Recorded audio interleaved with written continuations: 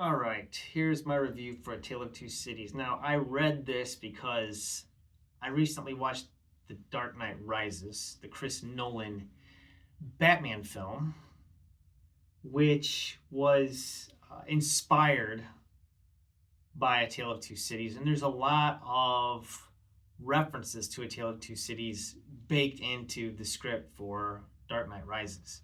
So, if you've watched that film, and read this novel, then I think you'll get more out of that movie. Yeah, so A Tale of Two Cities, what's it about? Well, it's set, the book opens up in 1775 in London. Now, the two cities are London and Paris.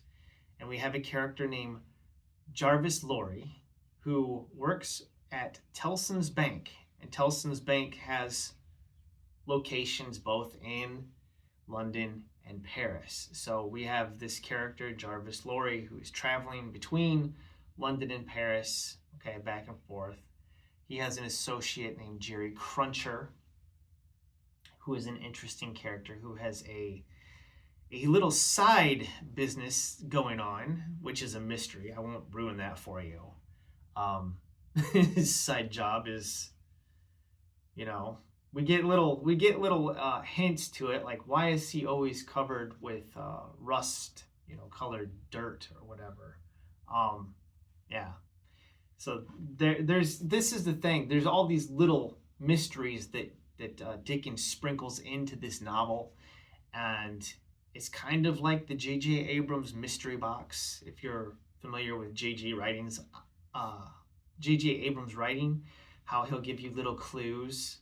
Oh, it's a mystery box, and it keeps stringing you along. You keep watching the J.J. Abrams television show, hoping that these mysteries will pay off in the next episode, and then they never do. Or they do, but they're ridiculous. Now, Charles Dickens, his mystery boxes actually pay off in the end, but you have to read to book number 3 for the payoff for all this stuff. So, yeah. So Jarvis Lorry is traveling from London to Paris, and we meet a whole cast of characters along the way. We get there, we meet Monsieur Defarge and his wife, Madame Defarge, who are revolutionaries. Okay, they'll be prominent members, or the prominent people involved in the French Revolution once it kicks off in this novel, which it takes a while for that to happen. But they've got these associates that they call Jacques. Jacques. Hey, Jacques. Jacques 1, Jacques 2, Jacques 3. Probably a reference to the Jacobins. Jacobins, Jacques. And Madame Defarge is always knitting. She's knitting, but what she's knitting is a registry. It's kind of coded of people that she wants to whack, to knock off people that will later end up on the guillotine. So she's got she's making a death list essentially, with her knitting. And you've seen Dark Knight Rises. There's a couple of scenes where you can see Bane, played by Tom Hardy, knitting. And you go, why is Bane knitting? Well, it's a reference to Madame Defarge. We get introduced to Dr. Manette. All right, this is when Jarvis Lorry arrives, and we meet this shoemaker who's actually Dr. Manette, who was held in the Bastille wrongfully for like a decade or more. I think over a decade. And there's this phrase at the beginning of the book called recalled to life, right? And this is the thing. It's a mystery. We don't know, what does this recalled to life mean? Well, it's a reference to, this is slight spoiler. I'm not going to ruin the whole book for you, but it's a reference to Dr. Manette, who is working as a shoemaker, okay, for this, the Defarge. He's related to the Defarges. It's all this stuff will come out later, but he's recalled to life by Jarvis Lorry, who brings his daughter Dr. Manette's daughter, Lucy. Okay? Introduced into the story. And Lucy Manette, she's referred to as the golden thread. She's kind of the character that ties everything together. And Lucy, this is the thing. The main character of this book isn't introduced until way into the book, and then there's like no sign that he's like the main character. Like Dickens doesn't tell you, pay attention, this is the main character. It's Charles Darnay, and he is a aristocrat who has renounced his family holdings in France and has relocated to London. And we meet him, he's on trial when we get introduced to this character. He's being accused of being a French spy. So there's your hint. Pay attention to Charles Darnay. And then, of course, there's another character in this book named Sidney Carton, who is a cynical alcoholic, who is a dead ringer for Charles Darnay. I mean, they look a lot alike. And this is the thing with doubles in this book, so pay attention to that. Because at the heart of this novel, there's a love triangle. Oh yes, I know the ladies will all love this novel because we have Charles Darnay, the aristocrat, and the perfect character, Lucy Manette, who has zero flaws. Like zero flaws. She's a perfect character. And then, of course, Sidney Carton and Charles Darnay are both in love with Lucy. And then there's this whole family secret, all right? Like related with Charles Darnay, and how is he related to the Madame Defarge? Why does she hate him? Why does she want him dead? There's all these mysteries along the way, and they all pay off in book number 3. So you have to get through 2/3 of the book, all right, for everything to start to pay off. And there's a couple of time skips. In part 1, it's 1775. Book 2, we jump ahead. It's 1780. And then, of course, at the end, we get into the French Revolution and the Reign of Terror, where they bring out the guillotine and they start cutting off everybody's heads. And Madame Defarge goes completely, full Dr. Evil on us. And she is definitely the most nefarious character in the novel. She's a great villain. So that's all I'm going to say about it. I'm not going to crap on this novel because it's a literary classic and you should definitely read it. But, I do find Dickens writing here. This is my first Dickens novel. I find it a bit tedious. His sentence structure. Why say in a sentence what you can take a whole paragraph to say? I mean, his sentences just go on and on and on. And there's a couple of twists in here that I just didn't buy. Sidney Carton.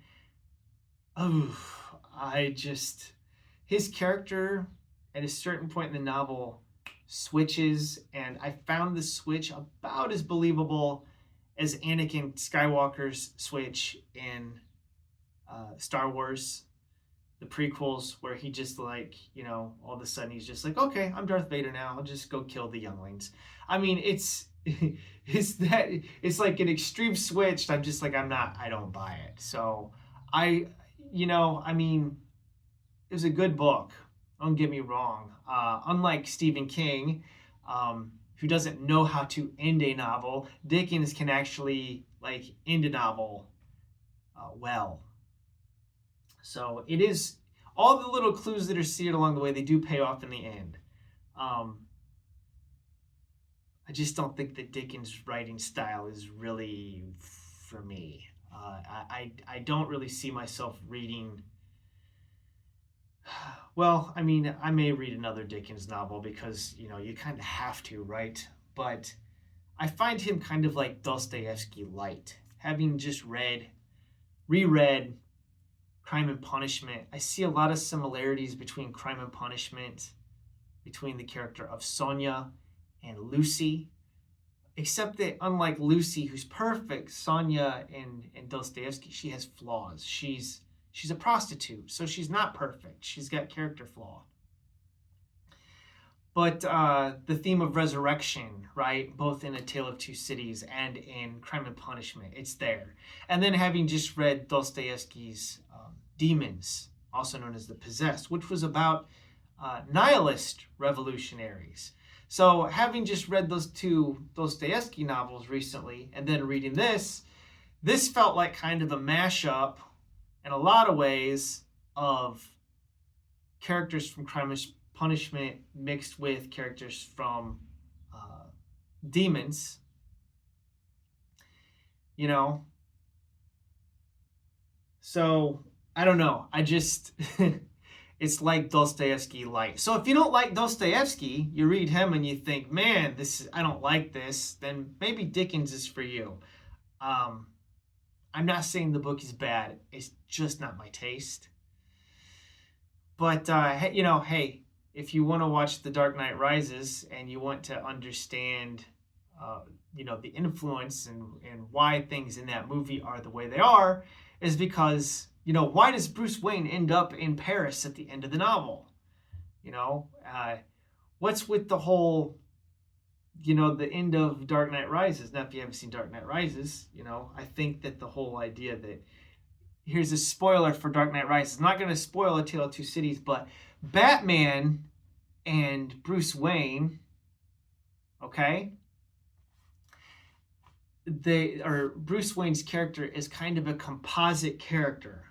Okay, he is both Charles Darnay and Sidney Carton, because the Sidney Carton and Charles Darnay are dead ringers. They look exactly the same, well, very close to the same. That's important in this novel. That's a big important thing. But Bruce Wayne and Batman are literally the same character. Okay, so yeah, I'll just say, if you read the book, people have debated, what's the ending of The Dark Knight? Why is Bruce Wayne sitting in Paris? All right, and the Batman is essentially no more. So, yeah, all right, I'm probably giving away spoilers by saying that. Yeah, okay. Anyways, I guess I'm going to just end the review there. All right. Oh, by the way, there is another reference. Captain James T. Kirk in Star Trek II, The Wrath of Khan, quotes the famous line from this novel. Of course, Star Trek II, Spock sacrifices himself to save the Enterprise from Khan, which I guess in a way, Khan is kind of like... both a combination of Captain Ahab and maybe Madame Defarge, with his hatred for James T. Kirk. But after Spock sacrifices himself to save the Enterprise, Kirk at the end of the movie says this line: "It is a far, far better thing that I do that I've ever done. It is a far, far better rest that I go than I have ever known." And so if you have read A Tale of Two Cities and then you hear Captain James T. Kirk say that line after Spock is dead, you will understand why Kirk says it. All right. I think that line's also quoted, and there's a lot of quotations from A Tale of Two Cities in Dark Knight Rises as well. So, yeah, you should read this book because it will help you understand famous movies. All right. God bless. Thanks for watching. Till next time, have a wonderful day, everybody.